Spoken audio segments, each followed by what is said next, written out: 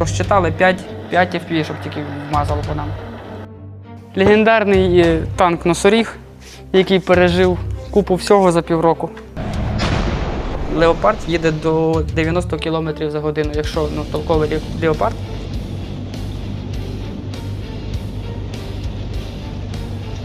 Якось був період, що ми за тиждень 6 разів виїжджали. Оця FPV-шка, що летіла, сюди пролетіла і вдарила в коробку. І на цьому відео зараз буде видно, як ми заглохли. Ми тут тупо заглохли. Місто Покровськ, по колишньому Красноармійськ. Наступають на нас, трошки беруть в окруження, але ми держимося. В Урбані знаходишся, так як ми зараз в Покровську. Щоб вибити піхоту з будинку, туди треба залізти. А залізти – це дуже великий ризик. Якщо ти танком під'їхав до будівлі, стрельнув в неї, вона розлетілася.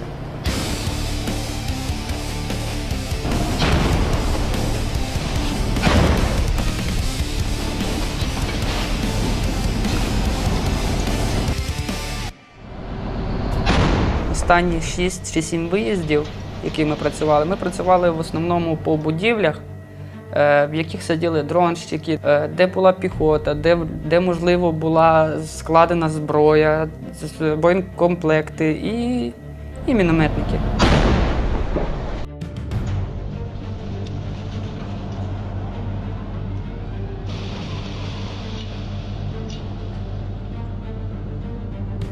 Якось був період, що ми за тиждень 6 разів виїжджали. І чуєш в танку, бо ти готовий до виїзду, вже підготовлений, все споряджений.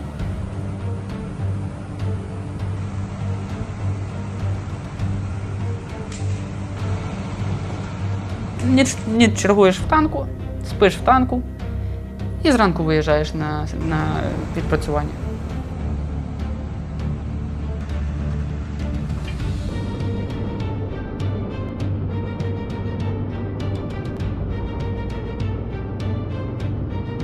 На Урбані легше танком працювати, але є загроза того, що по тобі летить FPV-шка, як мінімум, і артилерія. Так, задача була тут така. Виїхати в населений пункт Шевченко, відпрацювати по будинку, ми його називали Пентагон. Там сиділи дронщики, ворожі дронщики. Ми виїхали, мали звернути направо через посадку до Пентагона і ламати по дорозі самі будинки, там, де сиділи дроноводи.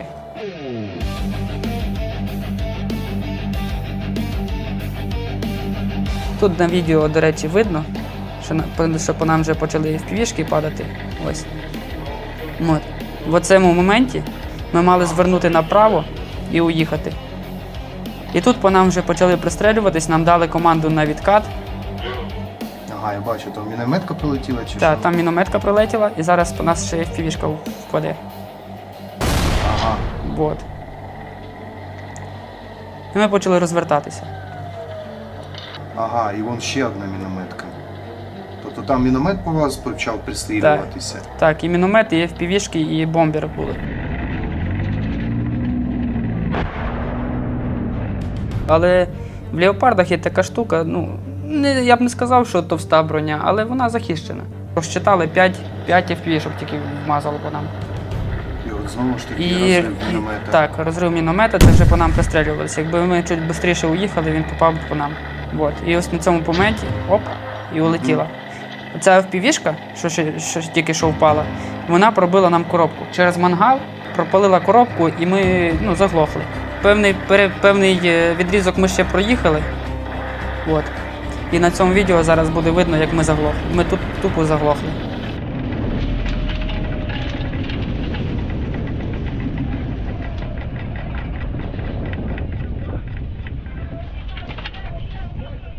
Так, це я кричу, там доповідаю, що ми стали, заглохли, нам кричать, пробуйте завестись на аварійній коробці.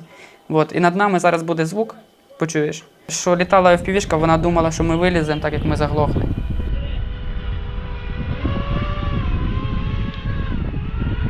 Вона кружляла, вона не знала, куди пробити. А що, у танка є друга коробка? Є аварійна система. Аварійна коробка вона рахується. Тобто воно працює без мозгів, без нічого. Танк тупо їде на механіці. І ми завелися, і ми уїхали. Що зараз з цим танком? Цей танк живий. Живий, здоровий. Він, до речі, вижив. Ну, ми їм півроку відкатали, і він зараз стоїть в бойовому. Леопард б'є 4 кілометри, це прицільною. А якщо навісною тракторою, до 10 кілометрів. Леопард їде до 90 кілометрів за годину, якщо толковий леопард. Сам стежка, допустимо, та сама 60, вона їде 30-40 максимум. Це на всю вижати. І стріляє вона не дуже точно, в неї є дуже великий розкид. І їде вона медленно. Що вперед, назад вона взагалі не їде. Назад 4 кілометри. Тобто, навіть якщо буде танковий бій між 64-ю і Леопардом, це буде нерівносильний бій. Тобто Леопард набагато виграє. І точність, і влучність, і навіть та сама їзда.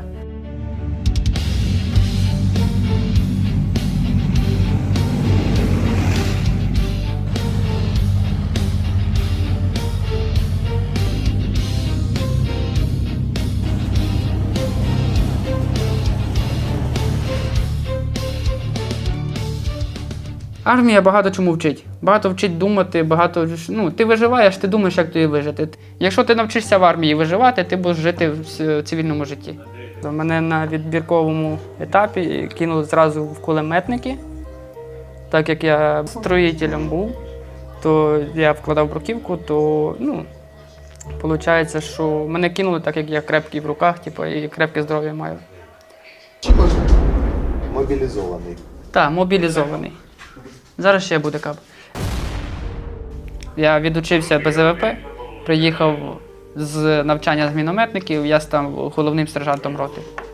Це по посаді, а по званню? По званню я був солдатом, зараз я молодший сержант. Та зараз вже я командир танка. Ніфіга собі. Так, якось так.